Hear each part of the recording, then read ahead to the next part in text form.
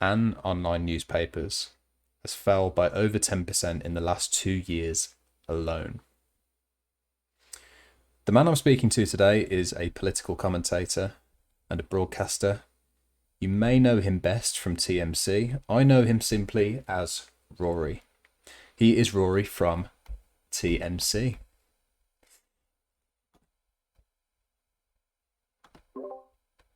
Rory, how you doing? Oh, I think you may be on mute there, my I am friend. on mute. I muted my own microphone. Hello, Dan. Hi, everyone. It's me. It's Rory. And I'm stoked to be here. Really, I'm just happy to be on the podcast, man. Well, I'm lovely that I'm lovely. I'm very happy that you're You up are for very it. lovely. I mean, just be yeah. Don't say no. Like, be honest with yourself, Why am I man. being Come modest on. about it? I'm glad. Chat I'm doesn't glad hurt. you think so. I'm glad somebody thinks so. I'm very happy that you're up for it.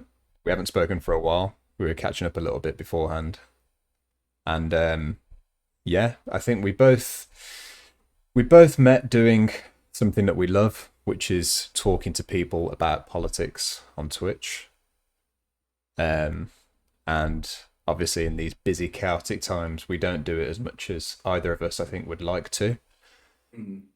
But them's the breaks. How are you finding keeping up with the news for work and for personal pleasure? Oh, it's not a pleasure, is it? That's not the word to use, of course, but What a word to associate with the news, eh? Pleasure. Um, but I mean, it very much is our pleasure in some weird way because, of course, without the news, who knows what's going on around the corner, let alone across the world. So, I mean, I've had my nose to the ground for the news for what seems like a lot, well, just years and years and years now. And at some point, you do kind of become a little bit numb to the idea that it's really awful. Like, I mean, your listeners and viewers will know this, but the people who follow the news quite closely, which is the kind of people who would listen to stuff like this, have to accept that there is a point, there is a critical point for some people where they're just like, no, not for me. I've seen the news, it's every day, it's really sad, and so I don't listen to it anymore. But welcome absolutely. everybody listening who are the people that still stuck around even after that critical point and said, well, the news is still important. I've still got to know what's going on. And it might be the most depressing thing in my entire existence, but Ukraine is important. Domestic politics are important. So, the cost of living is, of course, incredibly important. So we're going to stick around. And so, yeah, keeping up with the news is as easy as it's ever been for me. As easy as it's ever been. But I That's the quote I understand think we're going to pull that. out for this, for promoting this thing. As easy as it's ever been to keep up with the news. Well, only if you're a soulless bastard, like. But like, yeah, it's easy for somebody who does this as a job and works in it, right? Because if it's not easy, then you're in the wrong job. If it's Simple. not easy, you're in the wrong job. I like that. You've reminded me of something that I heard of for the first time today, or at least a phrase I heard of for the first time today. I hadn't planned on talking about it just yet. Not that there's any plan, this is all chaos, of course. Which is selective avoidance. The idea that audiences are choosing to avoid any kind of news or news about a specific subject. There's an app that's taking off at the moment called Mastodon, which is a Twitter alternative, much like Twitter, only works a little bit different in terms of the settings and what you can and can't do. And one of its key features is that you can attach content warnings and trigger warnings to the posts that you put on the social media. And I wondered what your thoughts were about how you can, draw those people back into news, how people can be re-engaged if they've been, if they are in a place of fatigue or just I can't even, as the kids say. Kids still say Well, that, right? I can't even. I think The audience can I don't confirm. know. You're stretching the line. I mean, I'm only technically a Zoomer. I'm 19. I'm born in 99, right? So whilst I technically count, I associate myself a lot more with millennials and that. But that's not the question. Who cares? I mean, Fine, whatever. I'm just reeling still from the fact that you were so obscenely young. But anyway, go ahead. No, I'm sorry. I mean, yeah, there's not much I could do about that, I'm afraid. But how to reel people back in? Yeah. So the first and most obvious answer, and the answer that we should all strive to go towards, is to make the world a better place. And I know that sounds ridiculous and lovey-dovey, and it's the best case scenario, perfect world, and all that. But it literally is the truth. Like, it doesn't even have to be. None of us are going to solve the war in Ukraine, or none of us are going to solve international tensions, or hell, even the crazy stuff that's going on here at home. Nobody could control the oil prices. I mean, we wish, right? Well, But like, if it starts with local movements, right? So if you're the more willing you are to take part in the real world, the more willing you will be to re-engaging with what's happening everywhere else and what's going on around you. wow. And that is genuinely really important, right? It could be, I don't know, helping out at a local food bank. I don't know if warm banks have volunteers, but if you've heard of those, I assume that they're going to need some sort of I maintaining. would have I thought mean, so. Yeah. volunteering, yeah, volunteering just helps in general, really. I've been lucky in the last few weeks to talk with some people from Oxfam for my job, and just they really opened my eyes on how kind of important volunteering not only is for just everybody else, but is for yourself. Right. And so I think if you're going to talk about getting people back into the news, it's not like, oh, find the right outlet for you and the outlet that aligns mostly with you, because A, you're just winding somebody into the infinite, Mm. what do they call it? Maybe the Echo echo chamber. chamber. Yeah. That's the one, yeah. But also, it doesn't change what's in the news. It just changes the way it's framed. Mm. Um, so, well, and whilst that might have some effect, of course, it's not going to turn anybody onto the news that was immediately like, yeah, not interested, can't be asked. I'm just going to go live my own life. So, it starts from a local level. It starts from just getting involved with more people around you, and as that kind of grows, I genuinely believe that more people will go, well, okay, what's going on further afield?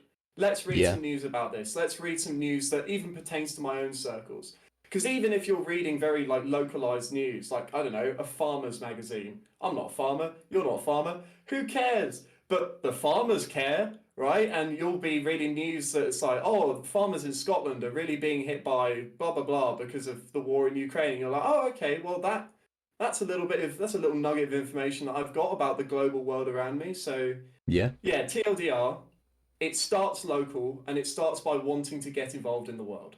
That's really, really interesting. A lot of people I think would be tempted to almost put the onus onto the media itself. And like you say, it's not about choosing this outlet or that outlet, or maybe you only look at it once an hour, once for an hour every day, or maybe you look at it only on television, or maybe you don't look at social media and you look at this app or that app.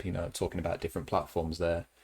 But you're saying it's more about yourself and kind of almost, I don't want to put words in your mouth, but obviously there's always a connection, I think, with, especially these days, mental health and consuming the news. And I think a lot of people find that it's incredibly anxiety inducing, especially when there's so much misinformation and so many things that we don't know about a story for so long, and it's moved so fast and they can't keep up with it. And it's almost, I suppose, important to address yourself and make sure you're in a healthy place before you start diving into this unknown world of, a lot of time uncurated, unchecked information, particularly if you're talking about these young people that are, as I said at the top of the hour, spending so long on social media and choosing social media over any kind of print or TV that's regulated media. I think you've got a couple of really great points in there that I just want to pick up on.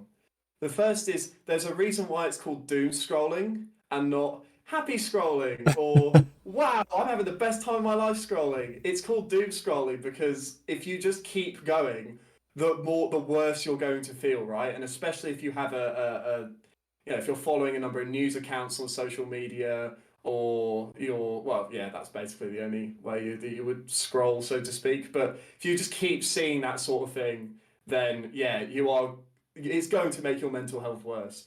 On the point of mental health, I think the core of the issue as a whole is you can only control what you can control, right? You can only affect what is in your immediate vicinity. And whilst on the one hand, that is getting yourself involved in maybe your local community or getting yourself to kind of have the courage to see what's going on out there. The other thing on that, I very much respect that a lot of people might not be in a position where they are ready to do that mentally.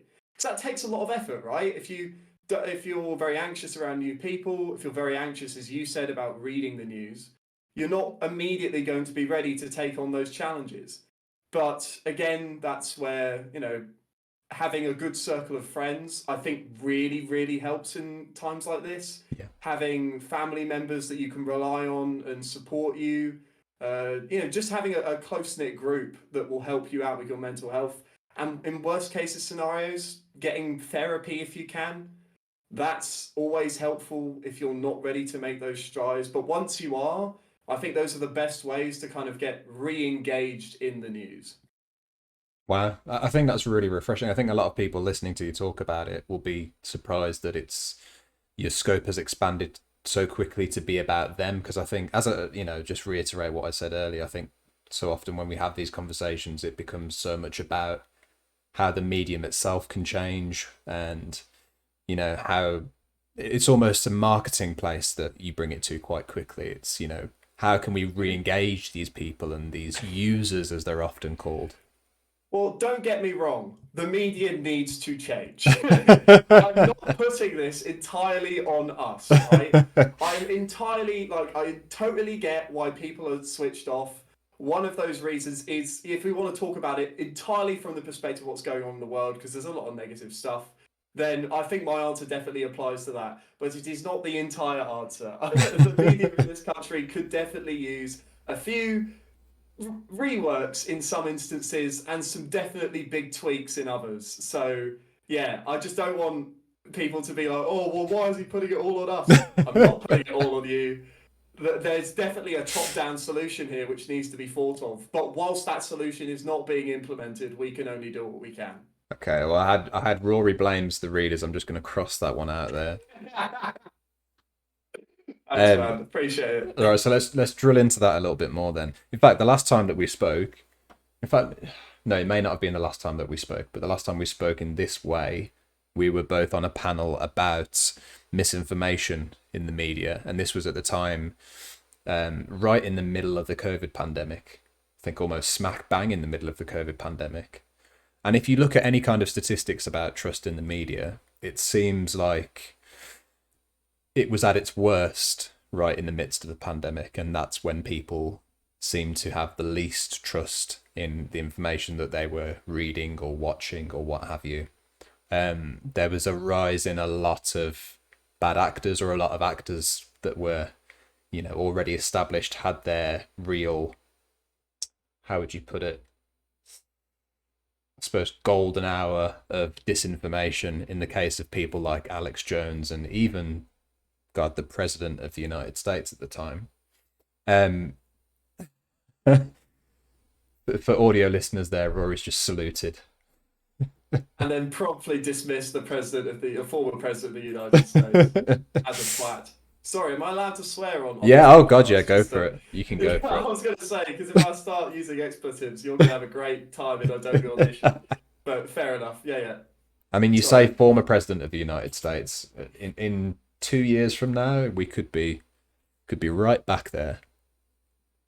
Who or what, or is there a factor that you've identified, do you think, that is to blame? Is there any kind of trend of behavior amongst the media You know, whether it's in any kind of across any kind of medium or any kind of personality that emerges from the media that is to blame for people having less trust, do you think, over the years? Ooh, that I mean, you're talking about a kind of a decades-long problem, a Right. problem that is a lot older than both of us, I Yeah. think. Might even be pre-internet. But in terms of why it would have been over the pandemic that people started to kind of close off more from the media or find more distrust in the media. I think it is definitely because, of course, we were a lot more isolated at the time, right? Hmm. It's a lot easier to fall into online echo chambers or be radicalized by, I don't know, crazy American commentators like Alex Jones, you mentioned there. Um, if you are alone, if you are not communicating with the people around you. And I mean, of course, during the pandemic, that's really all we had. I can't stress enough, and not to put more of a point on stuff that we should be doing, right? Because I feel like I keep coming back to this. But we agreed on this the last time we talked, I think. But media literacy should be taught in schools. Absolutely agree. It's in Yeah. a. It is so like now that I studied journalism. I work in PR. It is amazing. I think that it isn't because a lot of people will look at the news and go, "That is exactly what's happening." But if you have a degree of media literacy, you're able to go, "Okay, that is one angle of what's happening from a maybe a person who is has slightly these biases or people who have slightly less biases or a network that Yes. leans slightly more one way or the other, um, and it's not the be all end all of what's going on. You know, the Guardian might be reporting the cost of living in a completely different way than the Daily Mail is or Talk TV is or whatever, right? And I think it's really important that people understand that because if you distrust the entire media because you say, oh, well, they're supposed to tell me, you know, the unbiased truth, you're going to be quite disappointed because every news outlet is made by human beings, and human beings naturally have a tendency towards certain information. One analogy that I came up with in the shower literally this morning, and I was quite proud of this, was We're getting a the real way that insight here, folks. I hope you're happy with this. I get the good stuff. I get the good stuff. Sorry, I could waffle about this for ages, but because it's really interesting. But the way that humans report David and Goliath is going to be way different than the way that the giants report David and Goliath. That's such a good Because point. you've got the humans out there going, wow, look at this David fella. He's amazing. He's the next best thing. He could slay anything. And you've got the giants going, how did we screw up this bad? Like, what a big L for giants across the world, right? Like, news is going to be different depending on who's making it. So if you Wow. have a little bit of media literacy, then you will understand that, well, okay, I might not be getting the whole truth, but I'm getting a decent part of it. And I understand that even with these biases, whether they be left or right, that if I read around the issue and I read multiple different bits of news, then I will begin to make my own picture, which is important, and trust the information that I'm being given because there will be constants across those stories from the different outlets, which you will then be able to go, okay, well, I know all of these are true. There's some extra bits here and there, but I can come to my own conclusion, which is really important in news. Wow. I mean, I love that analogy, and I'm going to steal it immediately. Thank Um, you. whether or not I'm allowed to, I'm going to heist it. Oh, it's Uh, mine, as far as I'm aware. So steal away. I don't. No plans coming out I'll anytime credit you. soon. I'll credit you. Um, it's staying on that kind of the same vein, and especially with regards to the audience that consume news. It's chaos at the moment. I think you'd probably agree with me. Um, I don't really need to be too specific, I don't think, about the chaos because I'm pretty sure that everything is chaos. And it's one of the reasons that this podcast exists, certainly. Britain on the rocks is because we are very much on the rocks, I think, as a country. We're both, you know, to young journalists. I think you're a bit more of a spring chicken than I am, but what's our responsibility, do you think, in all of this? What standard should we strive to? As in journalistic standards, like if people Yeah, are coming as up. professionals who are reporting news. Okay, so what should we be doing to make news better for the people who consume it, kind of thing? I think I would want to focus on what you think is your responsibility to an audience to make them understand the chaos that's out there at the moment, to make them feel more certain, I suppose, or even if not more certain, then more comfortable. So there's I don't think there's any real comfortable way with talking about some of the biggest stories in the news. I mean, there's no way to break to somebody that the cost of living means that they might have to move house or that their energy bill is just completely unaffordable. Um, Yeah, I think there's no nice way to tell someone that inflation has hit 11% today. You know, like yeah. there's very little I think anybody could do to really soften the blow. And if you find a framing that actually paints that in a positive light, you're spin doctor number one, I and mean, every government wants you. Philip Schofield and Holly Willoughby certainly found a way in their game show where they span the wheel and you could win your energy bills paid for.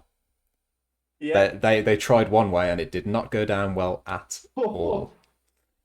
That is, yeah. I mean, and to be fair, why, in what universe would it go down well? If you take a step back, actually, maybe that's the answer to your question. People, even myself, even yourself, I think should take a step back sometimes and go, well, what are people?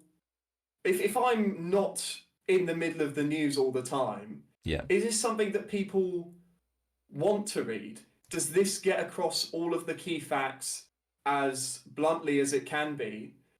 And is this explaining the situation to a standard where anybody, Tom, Dick, or Harry, could understand it and make sense of the world around them? Like, again, it doesn't have to be happy per se. I think there's a lot to do, as we previously discussed, with making people be ready for the news. Mm-hmm. Like, are you ready to understand? Not in a kind of condescending way, but are you ready to take in the sheer amount of bad stuff that's going on? Yeah. But if the news's core job needs to be, here are the facts, and this is how you make it up for yourself. And that is different to political commentators who can obviously have their own opinion, like you and I, and say, yeah, well, I think this stuff's a load of crap, or I think this is amazing, or whatever. But if your job is solely in news and you want people to be informed, stick to the basics. It doesn't need to be that complicated. Mm-hmm. Yeah. I think all of these things that you're talking about should definitely be taught to people in schools, and I think it's a real shame that in the time that we live in, people aren't armed with these tools to kind of disseminate journalism, essentially. And it is quite frightening when you look at some of the statistics around trust in media, whilst you see that people aren't slowing their consumption of the media and they're not consuming less news. They're consuming it at more or less the same rate, just from different areas that are less regulated. And nobody is getting any better educated about how to tell what's, true or untrue is probably a bit too simple because, like you say, there's different points of view on every story, but they're not being given the tools that they need to form a complete picture of any one story, and they will end up in echo chambers. The audiences themselves, then, and your relationship with them this is the part of your life that is content creation. And again, I think despite you being a Springer chicken than me, you've been doing that part of things for a fair bit longer. But have you seen the audience change, do you think, over time? And do you think that do you feel anything differently from them when you talk to them about the news? The audience of what? Sorry. When Just so you I know I keep asking these questions, but I want to make sure I'm drilling down 100% what you mean, No, so I can no, talk about it. no, not at all. I mean, I, I think the main thing I'm trying to understand is whether or not you've felt any kind of different reaction to the news that you give people. Do you see people switch off, or do you see people react in a different way? And do you think that people's appetite is the same? Or do you think people have really drastically changed what kind of thing they're interested in from the media? Do you think that they're asking for something different? Well, again, it's quite a big question, right? Only big But questions. yeah, well, we only answer the big questions, of course. We wouldn't have anything less. Um, so to start off with, kind of why people would maybe go from more traditional media to, you know, people who essentially don't really like they're one guy maybe on Twitch, or they have a YouTube channel where they keep up with the media. I think a lot of it is to do. Firstly, I think people, and this is a very very valid criticism of the media, believe that there are a lot of moneyed interests in there that want people to think a certain way. Of course, yeah, I mean, you know my political leanings. I'm pretty sure I know where those moneyed allegiances lay, so to speak. Near Um, fascist, I think, just to clarify for the cough, audience. cough, cough. Daily Mail ran a headline the other day saying 1 in 6 people born overseas. You know what's wrong with that? But also, they're definitely not talking about Exclusive. Rishi Sunak's parents or the Home Secretary's parents or Boris Johnson, No, by of the way, course. born Yeah. in Manhattan. No, no, no, we're not talking about that. Not It's those people born overseas. Only certain types of people born overseas, of course. but like yeah, but there are certainly moneyed interests in the media, and given how accessible the internet is, people will go to either Twitch or YouTube or I don't know, flipping. Where's Dominic Cummings got Substack? Yeah. People will go anywhere online to His find Substack their of political gossip, where he tells you what he thinks is going to happen next with. Well, I think once Boris Johnson has gone, I'm pretty sure people lost a lot of interest in Cummings' Substack. I haven't seen the numbers, but I think his main kind of furnace of news was Boris, and now I think that that's gone. He might be struggling. maybe. I mean, the COVID inquiry is coming up. No doubt Good that he point. will have a lot to say Yeah, in terms of that. I haven't seen his numbers either. I think that I'm a bit of a journalism nerd. I think his opinion is interesting, if not, I'm not absolutely. saying it's 100% gospel, but it's always interesting to see what he thinks of any given matter. I don't know, like He's a very interesting person. I mean, I think he's undeniably intelligent and influential in modern politics in a way that you really can't underestimate. I've thought for a long time that three of the most influential people on the lives that any given person in Britain lives today um, are Boris Johnson, Nigel Farage, and Dominic Cummings. I think they have yeah. that they are all incredibly influential and interesting people, characters, as some people say, absolute characters. So yeah, I mean you're right. But to kind of what were we talking about again? Oh yeah, why I've people would taken go I've from taken us far traditional. too far off piste. I do this, Rory. Apologies. No, it's fine, it's fine, it's fine. Because I think we were talking about why people would go from traditional media to online, right? Yeah, In some cases, I think it is because people have that distrust, as you were talking about. In other cases, I think it's not that deep. I think people were just like, well, I spend the majority of the time on my laptop and or phone, so who is the face on my laptop and or phone that I can find? I'm sure that's how a lot of people discovered yourself. I know that's how some people discovered me. Like people who are randomly on Twitch or looking for somebody to listen to, and will find you or me or whoever it is. There are definitely some more successful people, with greatest respect, Cody, than both of us. Oh, no doubt. Uh, Out there, especially in British commentator land. I'm thinking of, like, I believe his name is Maya Toussaint, who's on the right. Andre Walker.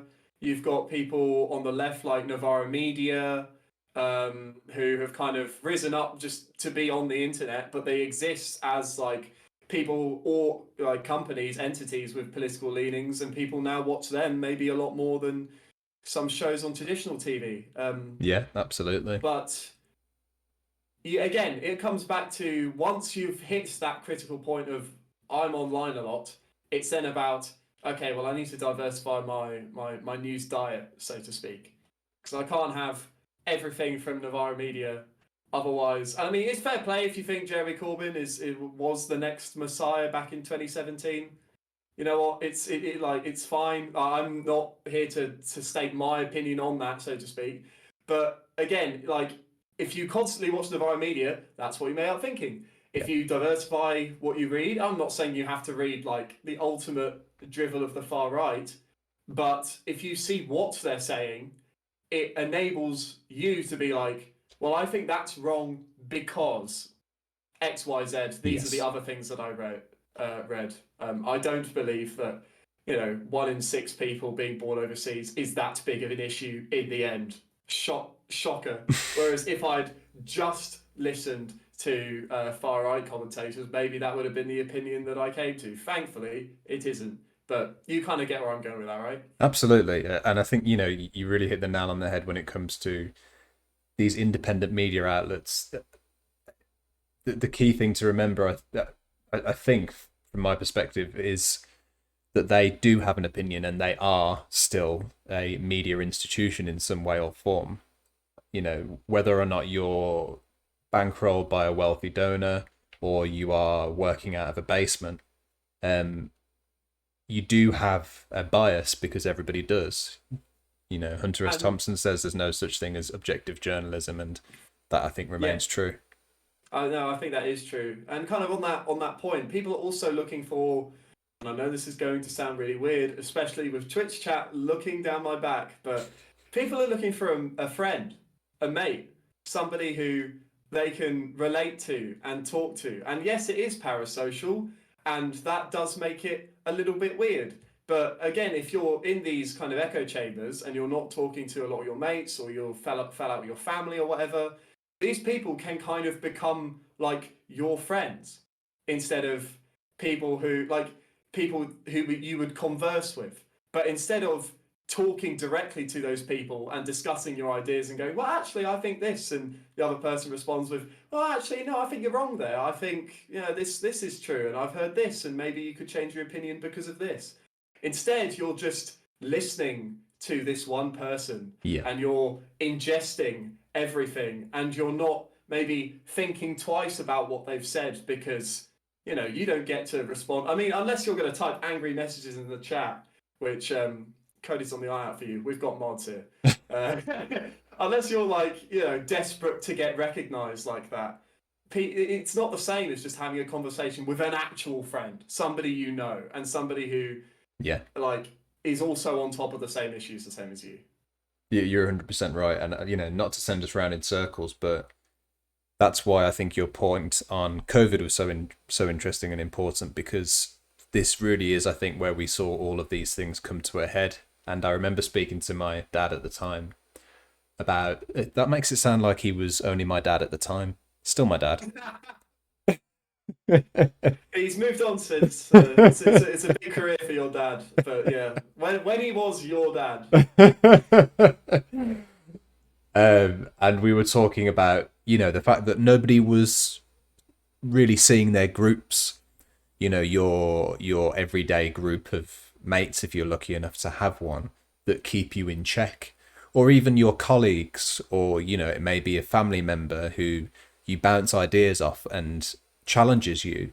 The classic water cooler chat, as they call it in the States, that nobody was having, where crazy ideas would be shot down because they were crazy ideas, and conspiracy theories would be scoffed at and laughed about and ridiculed, and all the natural way that ridiculous, unsupported ideas get naturally, I think, cleansed out of our discourse, leaving only the things that are kind of common sense or maybe interesting but aren't the Earth being flat, for instance.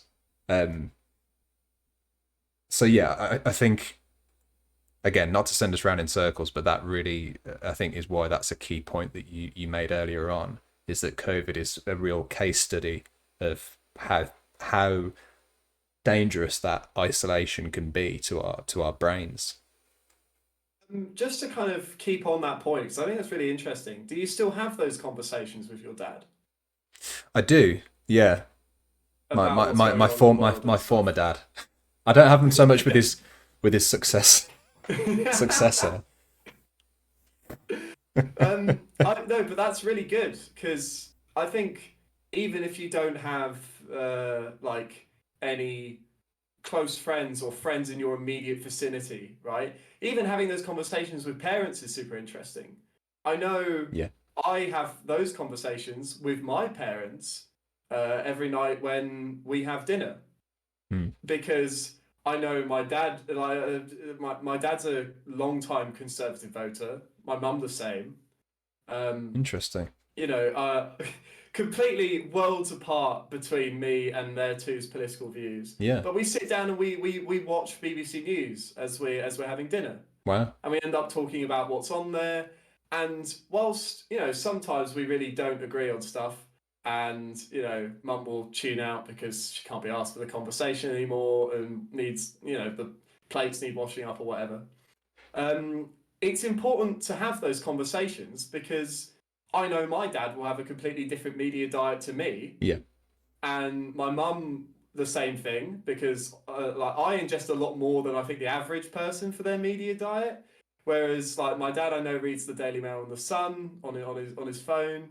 My mum picks up bits from BBC News and other things that she's seen on Facebook, which despite Facebook being an absolutely horrible place to get your news from if you want really legitimate sources, Hmm. is an important perspective to have because I don't know what's appearing on middle-aged women's or mums' Facebook pages. Yeah.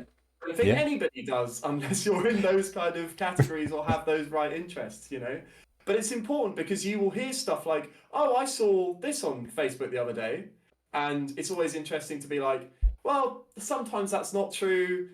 Are you sure about that? Or sometimes it's like, yeah, actually, no, that is bang to rights. That's dead on. That's actually valid. Yeah. And through those conversations, I think, and watching the news, I've seen my mum, who's been a long time Conservative voter. At one point, she just kind of blurted out, and I think it was a cost of living story or something.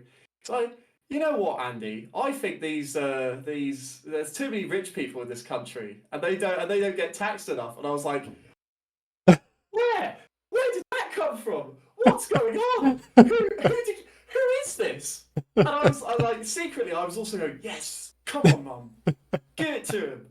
But at the same time, I was like, that's the beauty of having these conversations. Yeah. Because without these conversations and just kind of chatting about stuff and getting these different opinions from people, who knows what the outcome could have been? Yeah. Like it could have been completely different. And even if like I mean I haven't found myself changing my opinions a great deal. Sometimes there'll be things that I'm willing to kind of settle on, and sometimes there aren't.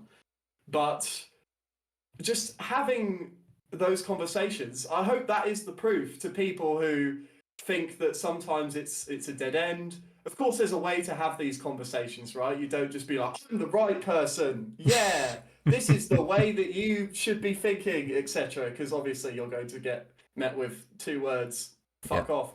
But like, there is a way to have these conversations. And if you find the right way to have these conversations, it's so meaningful and it can genuinely change people. You won't see immediate change, but it's important. And some people will change their minds. And that's a beautiful thing. That is a beautiful thing. I think that's incredible. And it's difficult It's not an easy thing at all, is it? It's, No, not at all.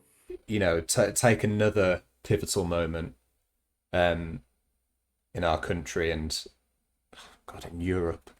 It was Brexit, of course, and that was the classic case of families were torn apart. And that sounds dramatic in every other story that you might talk about, but it really did happen. And friendships were torn apart. And I always bring up the same thing. I've shown it on Twitch many times, and it's the Conservatives advert going into the 2019 general election, which saw this fictitious family having a lovely meal across the dinner table, and suddenly all of these MPs would appear above their heads with papers in their hands, screaming at each other, and the family were covering their ears and going, "No, I don't want to hear about this over my lovely dinner.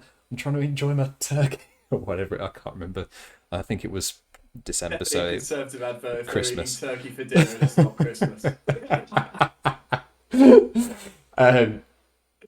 And I think it just hit the nail on the head. I think it just really perfectly encapsulated, as difficult as it was to see, and it was a YouTube takeover advert, the amount of money that would have been spent on that. Somebody should really look into that budget and whether or not it was legitimate, just saying. But anyway, the advert itself, I think, was perfect because I think that's exactly what was going on. I think people were sick of it ruining their relationships with each other, and I think that a lot of people can't get past these big issues with each other, and I think a lot of people can't stand having opposing views to the people that they love, and I think it's tough. So I applaud you for pushing past that, and yeah, it is a beautiful moment when you see people kind of come around to different points of views, but just being able to talk about it alone is a really beautiful thing. Well, thank you. That genuinely means a lot. But you do raise, I think, a very good point of that it's hard. It's really difficult. There comes a point down the metaphorical rabbit hole where you're like, oh, are they salvageable? You love these people, man. Like you're good friends with them. They're your family. You don't want anything bad to happen to them. But at the same time, you're like, well, they did say that Jewish space laser thing the other day, and I don't really think that I can salvage them from the Alice in Wonderland world that they now currently inhabit because they are literally that far down the rabbit hole. But it's it has to be worth a try. Again, it comes in small ways. It can just be introducing them to new bits of media. It can be maybe not like, oh, they've been exposed. Look how wrong the fake scientist was, or whatever. Like, Yeah. it can just be like oh, but here's another source which is saying the opposite thing. Yeah. Or again, just get them talking to regular people with regular opinions, because that will also help them to moderate. Like, oh, well, hang on a minute, that's not what I think at all. And if they're talking, and if they have friends which they are concerned with, maybe they'll start talking to them more instead of the crazy people on Facebook or Twitter or wherever they've fallen down the hole from. It comes in small steps. But if you take some of those small steps that I mentioned, and I'm sure there are people in chat, right, who have this issue, who have these people who are like, well, I don't know, Boris Johnson was the second coming of Christ, in my opinion, and did absolutely nothing wrong, got all the big calls right, all of that stuff. Yeah. You're sitting there going, well, I've got to do something, because you can't let people be. Oh, I don't want to say that delusional, but I'm very close to saying it. You can't let people fall down completely insane and in some cases genuinely hurtful and harmful rabbit holes, especially if it comes to points where people become transphobic, homophobic, misogynistic, etc. Yeah. But it is a tough road, and I completely get that for people listening. I think a lot of people in chat will relate to that. And I know I've had plenty of conversations with people who have family members with the more extreme end of the scale, like you say, where it gets into the hurtful side of it. And back to our panel that we were both on discussing misinformation around COVID. COVID was a really good example of how it can be actually harmful to have misinformation about a particular subject. I say actually harmful, I think I mean tangibly harmful. Yeah. Earlier on in the chat, you said that no one person can solve the war in Ukraine. Somebody who certainly thinks that he can is now owner of Twitter, Elon Musk. I I knew think this was we'd coming. be Right. remiss if we didn't speak about one of the biggest topics around misinformation at the moment and the media itself. I think it's fair to put him into that category of. Well, what's your feeling, kind of just watching this unfold? Well, is today not the day that there are now blue check marks on Twitter, right? Have you seen some of those going around? The new Ones blue check that marks are these, the new blue check marks that are actually blue and not white. right? So these new check marks, if you're not aware, are for people who are actually officially verified. People who are, you know, government people, influencers, what have you. I don't know why this is the first one to come to my brain, but I saw a Pokimane tweet where she said, "I'm officially official" or something like that, If and it she's had not a blue official, check I mark don't know next who to it. is. Well, exactly. I mean, we're on Twitch. Yeah, What are we doing? If Pokemon's not official, then exactly. nobody is. But there is now a differentiation between the white Twitter, check marks and the blue ones. And Hmm. if you want any more proof that the concept of letting people pay $8 for their own verification was such a waste of time, congratulations, you had about a week before you were before your verification once again meant so very little that it's just not worth paying for anymore. Oh, it's not been easy, has it, for poor old Elon? I call him CEO LOL because it seems like he's just taken the idea of managing a company to playground levels where I think I'm still not convinced that it's not just a stag do bet that he's lost and he's been forced to buy it and now somehow make a profit from it, but is just failing his own temptation to make a laugh out of it. I just don't really see how it's got this crazy this quickly. And that was the first idea, the $8 a month idea. This isn't down the line. This is the first big brainwave that he came up with, and it's gone down horribly. Because, and I mean that I think that's a more general point on CEOs and board members coming into companies from management roles at other companies instead of coming up through the companies and getting promoted because you know your things about social media, or if you're a game developer because you know how game development and game management should be done, etc. Like Elon wanted to buy Twitter. Goodness knows why. I'm pretty sure there was a story in the news, and correct me if I'm wrong here, because I think my memory might be a bit off. That there was a lawsuit around him trying to back out. Am Yes. I right there? There Because he was a was like, lawsuit "Oh him trying God, to back out. Yeah. how much money?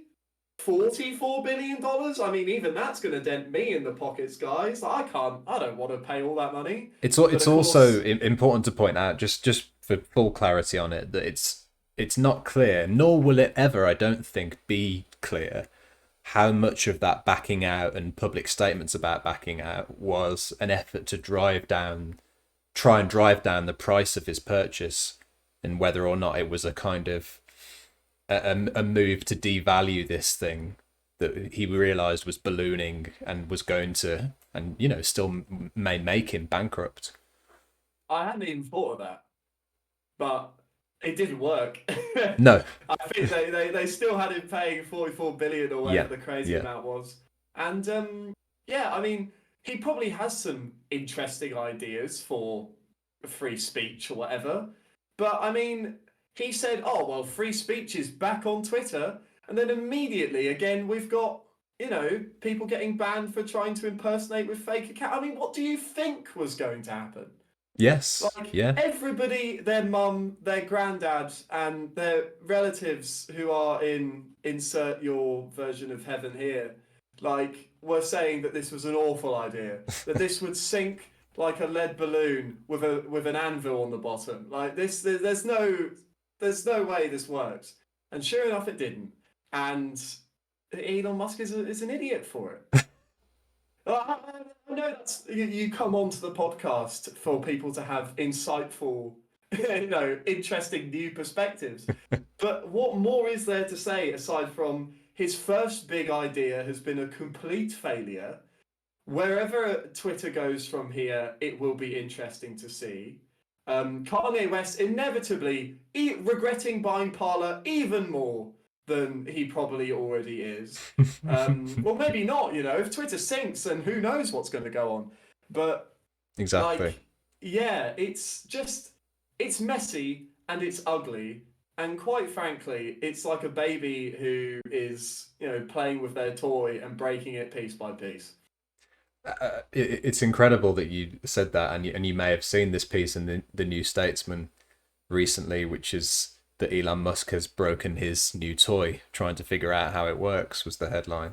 I think that's a great summary of it. I think he is having fun, and he really is redefining what it means to be the owner of a company. And that's that phrase taken out of context, I think, is generally something that would be seen as positive if it wasn't this kind of redefining being the owner of a company. He is CEO, LOL. Just to sum things up here, or not to sum things up at all, actually, but I want to leave on a positive note. I want you to give me a silver lining, something that you are hopeful for, and something that makes you think that things could get more certain or more smooth on these rocky waves that we are on. If you see, I'm doing a bit of a podcast metaphor here. It's called Britain on the Rocks. That's not a cocktail, is it? It could be. It It could be really a is up to you, cocktail. Rory. To be honest with you, No, come on, you've got to invent your own cocktail now called Britain on the Rocks that people I, can make at home I if think they're old I enough to think I drink, of do. course. I mean, look, it's 7 p.m. So make of that what you will. What gives you Oh hope? gosh, yeah. What gives me hope?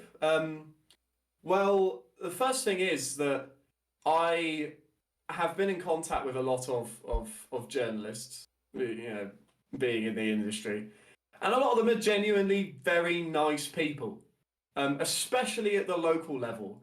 If you are looking to be more kind of clued in into issues that you think might matter more to you, I can't recommend local media enough.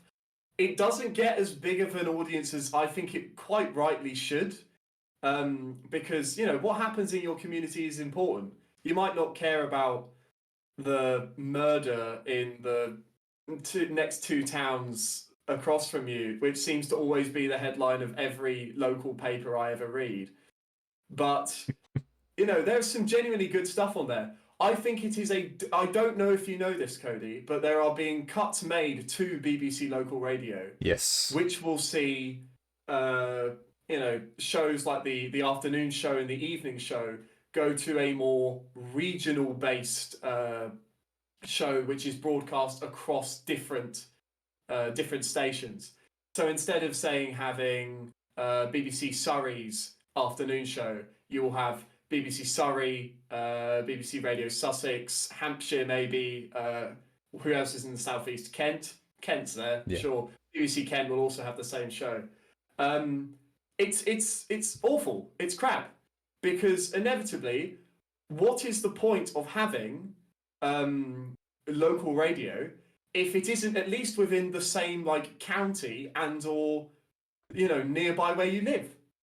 Like these are supposed to be local stories. I, as a somebody who lives in Bedfordshire, I don't particularly give a monkeys what's happening in Essex. I'm sorry, but You know what? Like Joey's from there. I don't know what else is in Essex. Chelmsford. Chelmsford's probably famous for something, but who cares, right? Like I don't really want to know what's going on there I because think that's that's a not. fair comment. I don't think anybody can blame me for that one. But okay, I've gone a bit too hard in on Essex here. I'm sorry if anyone's from Essex.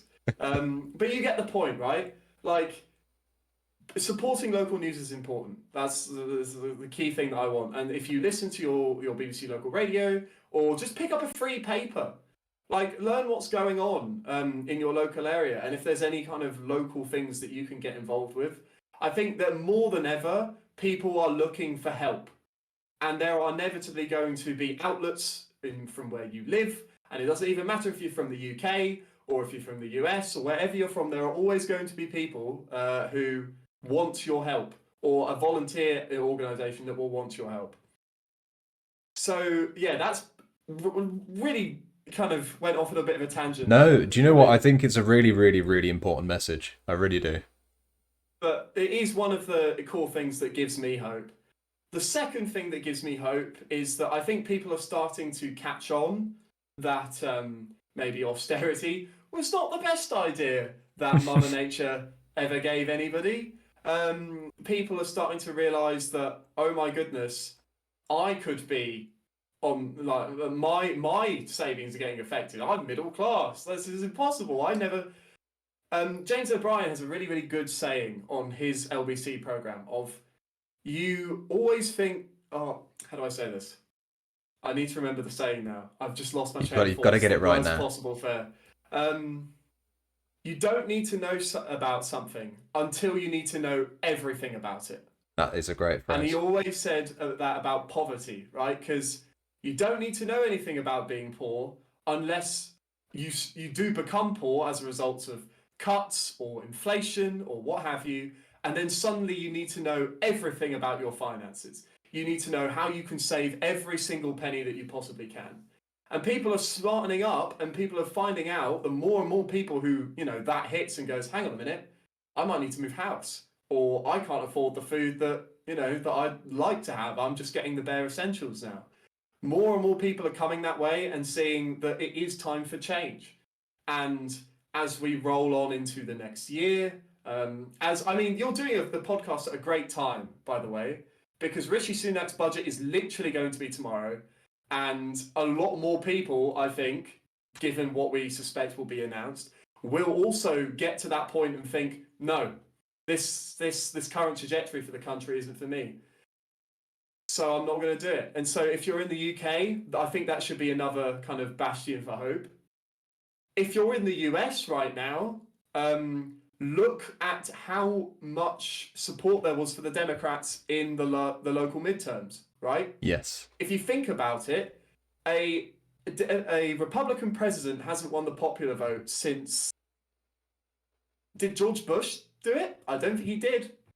George Bush did not win the popular vote, I don't believe. George W. Bush. So, if you're very anti-Republican, and come on, guys, if you're watching this stream and you are a fan of the Republicans, what are you up to? You should see that even in the times that we're in, with massive inflation and people quite rightfully complaining about the economy, the issue of abortion in the US is driving people out to vote. People are not being won over by the Republicans. We need to get tough on the economy, despite the fact that we cut taxes for the rich like instantaneously as we get into power, sort of thing. Yeah. And that so long as people are able to vote and people are out to vote and people will come out to vote, which I hope that if you're from the US that you did, that the Democrats are more than likely to just keep winning. Because the Republicans have gotten to a point where in the 21st century, they have never been the most popular party across the whole country. And that's mental to think because at the beginning of the 21st century, I was a grand total of 1 year old. I'm now 23. So get involved in your local area, whether that be politics or volunteering or otherwise, and make that small difference because if you're a Democrat in the US, you are part of the large majority of people, even if it doesn't feel that way. If you're in like Florida or okay, name a hilariously red state. I don't think it's Texas a super red state. Oh yeah, I believe Yeah, so. I Texas think I or think they have a lot of whatever. progressives that are rising up, but I think in general, Louisiana. I don't know. Whoever. sure. Like there's a lot of reasons to be hopeful, basically. I keep doing this where I'm just talking for ages. I think it's But good, and I think I think these are things that people really need to hear. Texas in the midterms. Just looking at the results here. I do remember Bernie Sanders tweeting about a progressive candidate who came from Texas who was elected to the House. So there are some districts of Texas which I think might, if correct me if I'm wrong, which I think might have some hope. The Republican Greg Abbott has won the governor's race in Texas. Yeah, As of we course it said, is. it remains red. We know what we're talking about, folks. Confirmed. We We can got go some. international just at the drop of a hat. We can just stretch our international muscles and they're limber, and we don't have any problem with that. We've had some better examples from is it Fane618 in your chat saying Louisiana is a better example, Alabama, There we yeah, go. There we go. Thank you, Thane. very very red states. But yeah, there is a whole bunch of reasons for people to be hopeful. Yes, metaphorically we are on the rocks, but the repairs are being made. The ship will sail again, and I think if we all oh god, I almost said the most cringy, cheesy thing of all time. If we all come together, guys, and get our Yes. message heard, then we will be on the seas once again. Yes. I think that is absolutely beautiful. I don't think there's anything cheesy about that whatsoever. I think that's perfect. And a lovely, lovely note, I think, to end this chat on today.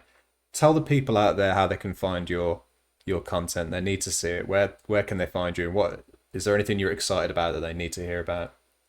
Um, so I mean, you can follow me at official TMC underscore. I believe is the Twitter handle. I say I believe because I don't tweet a great deal on there, but yeah, at official TMC underscore. But if you ever want my political opinions, it's a good place to just kind of get some little bit nuggets of wisdom whenever I feel like posting about some breaking news or whatever. Um, yeah, I don't really stream that much anymore, but if you want to follow official TMC on Twitch, you can do. I'm sure Cody, you will put the link in the chat or whatever Oh well. you do. Um, the plan is to eventually make it a podcast. I'll probably come back at some point in 2023. The whole reason why I stopped streaming is mainly because I got a job, but also because my computer just can't handle it anymore. My In these frame trying rate is times. about PowerPoint presentation level frame rates, folks, and that's not good for anyone. So if I can just put it on Spotify, edit it myself in Adobe Audition, we'll be all good in the hood. But yeah, please follow me on there. It's been an absolute honor, Cody. It I really absolutely has. love talking to you, and I'm glad we could do this again. I'm very, very happy that we did it, and I'm excited to hear of you coming back in any medium at all, whether it's podcast or if it's PowerPoint presentation, PDF. Hell, I'll settle for a PDF. Rory, lovely speaking to you, mate. You take Thank you care very of much. yourselves, and I'm sure I'll speak to you soon. No, Take it thank easy. you, and take care, chat, and take care, Cody. See you around. Bye for now.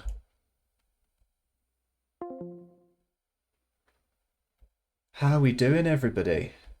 Wasn't that a lovely chat? Always a pleasure speaking to Rory there from TMC. Right, I'm going to put this link in chat for you.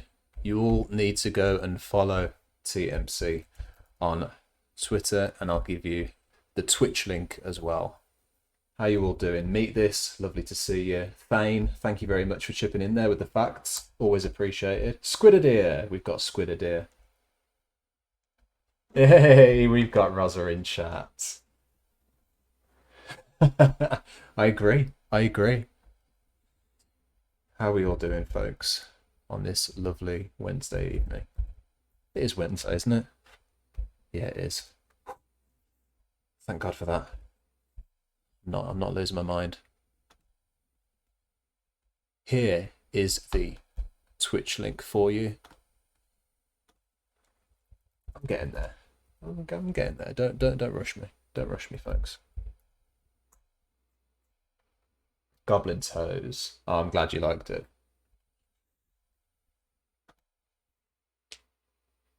There you go. Roz is announcing himself, folks. There. General account use. But yes, go and follow official TMC right here on Twitch. I'll be very excited if you do a podcast. TMC podcast. Is there anything in particular that you folks would like me to watch to wrap up? This will be a podcast on Friday. This will be going out on Friday. Raza, thank you very much for bringing it up. On Friday, folks, this will be out on Spotify, Acast, even maybe Apple Music, if you're lucky. So, you can listen to the past 2 episodes on there now, if you feel so inclined. My first interview with Jane about all things mental health and the state of the country.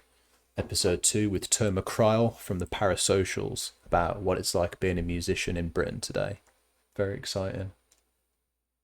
Meet this. You haven't really watched news for a month. When you came back yesterday, all you were hearing was Russia launched missiles on Poland. It's been really interesting to watch the development of that story. I didn't really say a lot about it online yesterday.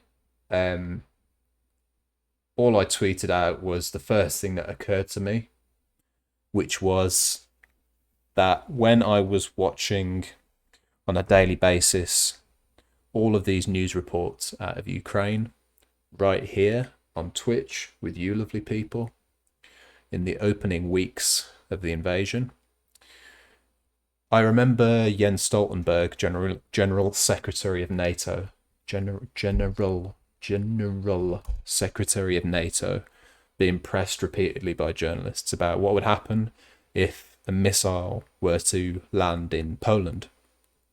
And this was when Russia had started to use things like drones to launch missile strikes on places like Lvov, which is a city 70 kilometers, depending on where you are in the city, from the Polish border on the Ukrainian side. And people wanted to know, what if these missiles were to just fly over into Poland? And Stoltenberg had to repeat again and again and again, you'd have to verify this, and we'd have to make sure and re-verify and re-verify and re-verify.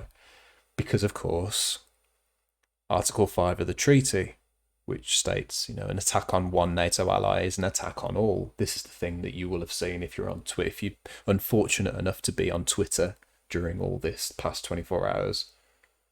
You will have seen Article 5 thrown around like nobody's business. Because, of course, the implications are huge. Turns out, at this point now in the story, we believe that it was an accidental missile from Ukrainian forces, not in fact from Russia. A misfire of sorts, as you say, Meet this. But initially, journalists were briefed in many parts, in many places, that it was a Russian missile in the early hours of the story, which is really, really interesting because it goes against all of the caution that Stoltenberg warned would be necessary if something like this happened. And so it's given Russia the perfect ammunition today to turn this into a false flag attack, falsely reported on by the Western media as a Russian missile attack, as a deliberate provocation. They've handed them the story by falsely reporting this. They've turned this now into ammunition for Russian propaganda. It's a really, really good example. And me and you, Raza, didn't quite get to it, but a really, really good example of, again, how these things can go wrong if you jump the gun. So yeah, quite disappointing really to see in a lot of ways that that's how things turned out today. Story's not over, of course. And, Investigation not complete. It's important to point out. Kid with HO3, how you doing?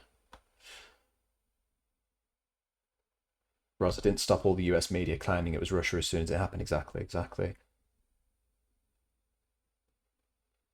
That's why it's important not to infer things during breaking news. Remember, folks, that's the key thing. Haven't really... the thing is Russia shot the missiles. These Polish folks living...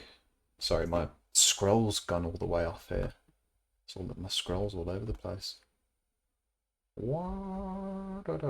Polish folks' lives would have mattered, but now it's from Ukraine. Their lives don't matter. I see what you're saying. Semantically, things have changed since we've learned different things about the story, which is always a shame as well.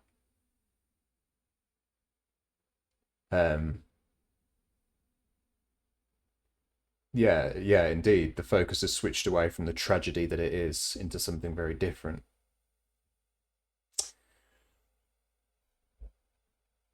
Lolamater, how you doing? Exactly. Conclusion not confirmed yet. There's a couple of other shout outs I need to do here, by the way. Just want to give a shout out to my mod there, Jim Speak. Just say, hey. Hey Jim, how you doing? It's always lovely to see you.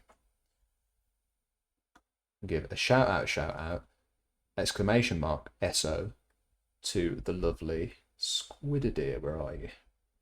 Just copy and paste you there. Oh, this scroll is all over the place. Yes, everybody say hi to Jim. There's the Squidideer handle. How are you doing, my friend? Yeah, so really interesting to see that play out. You lurked while you went to get your kids from school. Ah, lovely. Nice. It's good to see you. So it's been an interesting 24 hours, hasn't it? And as a colleague of mine pointed out earlier, it took it's taken the focus away almost completely from tomorrow's autumn budget. But as Rory pointed out earlier, very important that we all keep our eyes on tomorrow's budget statement from Jeremy Hunt, the Chancellor, in which new austerity measures are expected that will be hitting all of us, albeit in different ways. It's suspected now that pensioners may be the only group of people, the only demographic that get off lightly tomorrow from Jeremy Hunt's autumn statement. If you are somebody with a mortgage, if you are somebody on benefits, hell, if you're somebody that's just expecting a pay rise or just struggling to make ends meet in any way, you want to keep an eye on tomorrow's autumn budget, autumn statement. And it's going to be interesting.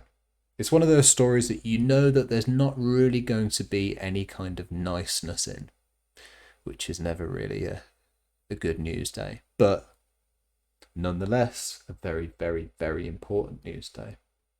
Goblin Toes, can you subscribe to be a pensioner now?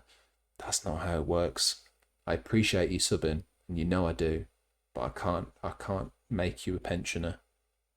You're a spring chicken. Unfortunately, you remain a spring chicken.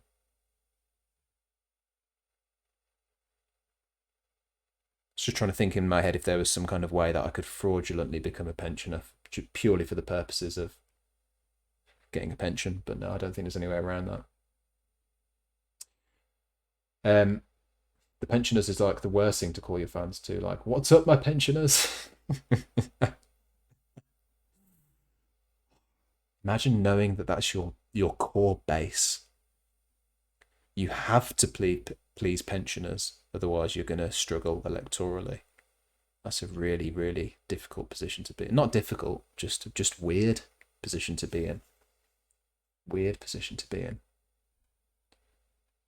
Every single meeting you have. Yeah, okay, but what? Okay, Rishi, that's fine. Fine. all good. But what are pensioners going to think about this? You got to remember, just always brings it back to pensioners. Nothing against pensioners, of course. Just want to make that clear. But it is worth remembering that there are far less pensioners in poverty than there are children in poverty. It's always worth remembering. Baby boomer generation, man. There's a bunch of them. Why not try to please them? Exactly. Not even from the UK, and predict a few thousand UK pensioners will die during winter. It's definitely worth remembering. It's going to be an interesting one, folks. Drunk Chimp, how you doing? Pretty sure Article 5 can only be invoked if all NATO members agree to it. There was some silly speculation that it was some sort of button Poland could simply press. Yeah, the misunderstanding of Article 5 is a huge part of the problem, definitely. The distinguishing, between Article 4 and Article 5. Some people were saying like, oh hell, brother. I'm doing a bad impression of an American on Twitter now. Oh hell, brother. Poland's going to press that Article 4. We're going to be in World War III by the morning. Let's just breeze past that. And of course, that's not the way it works. Article 4 is the meeting part. Today's meeting of the G7 to discuss what had happened in Poland, I don't believe was under the conditions of Article 4 either. I think Article 4 was requested, but I don't think today's meeting marks Article 4 being actually instigated. I could be wrong there. And then Article 5 is that idea of an attack on one NATO ally being an attack on all NATO allies. And again, this is something that can be requested, but isn't necessarily respected by all the parties once it's requested.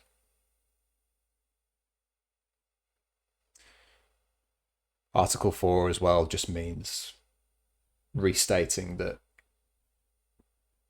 everybody's still aligned with each other. You good? You got my back? Yeah? You with me on that? You going to be with me on this if I go to war tomorrow? Yeah? Cool. Just checking. That's the other thing that Article 4 does. I believe it was last instigated when Russia originally invaded in February. I say it invaded as far as we consider the current phase of the invasion in February. Other NATO allies around Ukraine then requested that Article 4 be acknowledged and allegiance be re-acknowledged. It's hella complicated. And, complex things are the ones that blow out of all proportion on social media, unfortunately. But by their very nature, because people don't have time to understand them. And I think it's much more tempting to just shout about them on Twitter with hashtags like Article 5 or World War III or missiles now or whatever you fancy.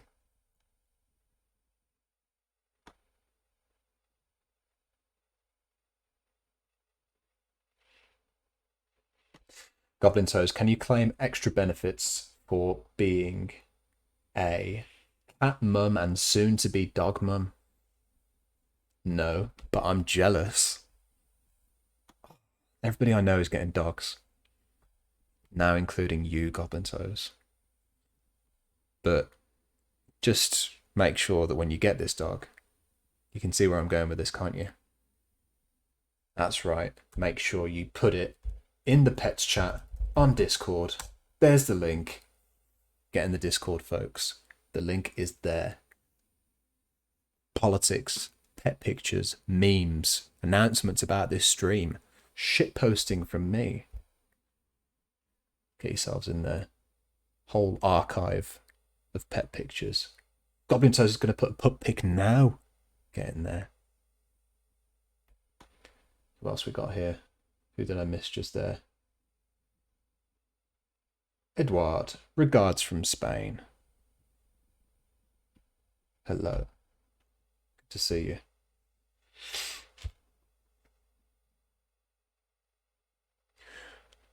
Right, folks. It's time for me to ask you to do a thing. Are you ready? Are you primed? I hope so. If you're on Twitter, please do go give me a follow. I'm going to be posting about this here, Britain on the Rocks. I'm also going to be posting about other things that I'm doing, whether it's something that I am streaming that week, whether it's a new podcast, or maybe it's something that I've written, maybe it's just something that I'm talking about that I want people to hear, because I want to spread my shitposting knowledge to the world. Who knows? But I'm there on Twitter. If you are also able to give the Britain on the Rocks Twitter account a follow, I'd be very much appreciative. Yeah, I'd be appreciative. Because that's when you're going to hear about the latest episodes. As soon as the audio podcast goes live, I will share it from there too, so that you can listen. If you've maybe missed it today, me chatting to Rory from TMC about all things the state of the media, you can listen to that there in the comfort of your own time, in your own ears. If you're on Mastodon, anybody on Mastodon? What's the vibe with Mastodon? I want to hear right now, is anybody on Mastodon? I'm curious as to whether or not it's going to die. Is it going to become a thing? Mastodon. Yeah, that one.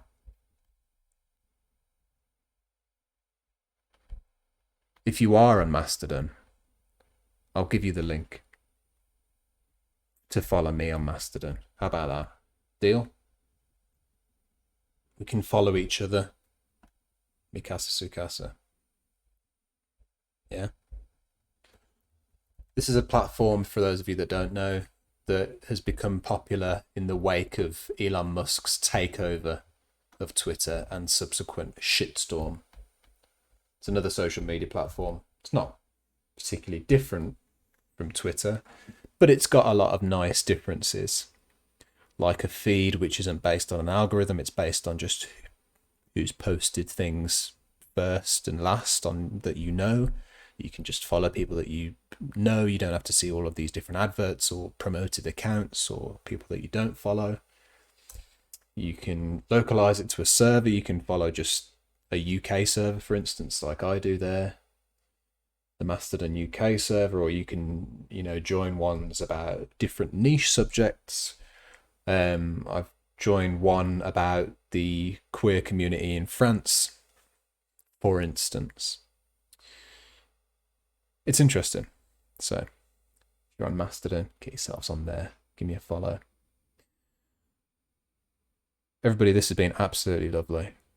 I think I'm going to raid across to somebody now. Let's see who's out there, shall we? Let's have a look. I hope you're doing well. I know I'm not here on Twitch enough. I'm very much aware of that. And I apologise again profusely. But I'm really, really happy with how this is going. This Britain on the Rocks podcast thing, whatever you want to call it, video/audio podcast, I'm just really happy with how it's going. I think it's nicely fit into different topics, and the people that I've spoken to have been really informed about all of these different topics, which is key, I think, to making it interesting. And people are telling me that it's been interesting to listen to. I hope you've enjoyed it. More than anything else, I hope you've enjoyed it. Let's see who's out there, shall we? Who have we got? I follow a lot of accounts. I need to watch more. Got any suggestions? Anybody got any suggestions for raids? Read and Rap, how you doing? Lovely to see you. Drunk Chimp, thank you very much for the sub. Thank you very much for the 5 months. Much appreciated that. Half Goblin says, much love to you, mate. as always. Anybody got anybody that they'd like to see raided right now? Hassan Piker always needs the numbers, doesn't he? I hear he struggles for viewers. David Earl. Oh, yes. Let's do that. Why not? It's been a while. A lovely David Earl. Great show. What's he doing? Playing FIFA 23.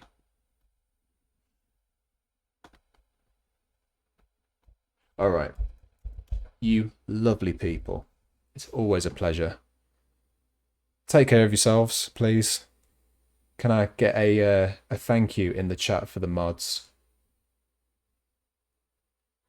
Particularly Jim Speak, who dived straight in there with the sword ready. Rory, thank you again, mate, for that lovely chat. Much appreciated. Folks, again, do go follow TMC here. And, wait for it, don't you go anywhere. Here.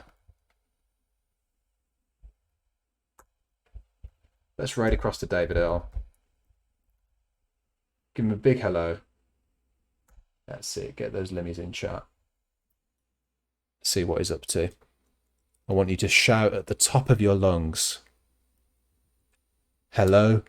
Is it me you're looking for? I'm sure he'll find that quite funny. That seems like his obscure type of humour. What's obscure about a Lionel Richie reference? Nothing.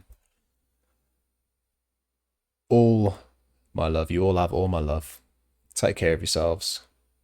And I will see you very, very, very, very, very, very, very, very soon. Goodbye for now.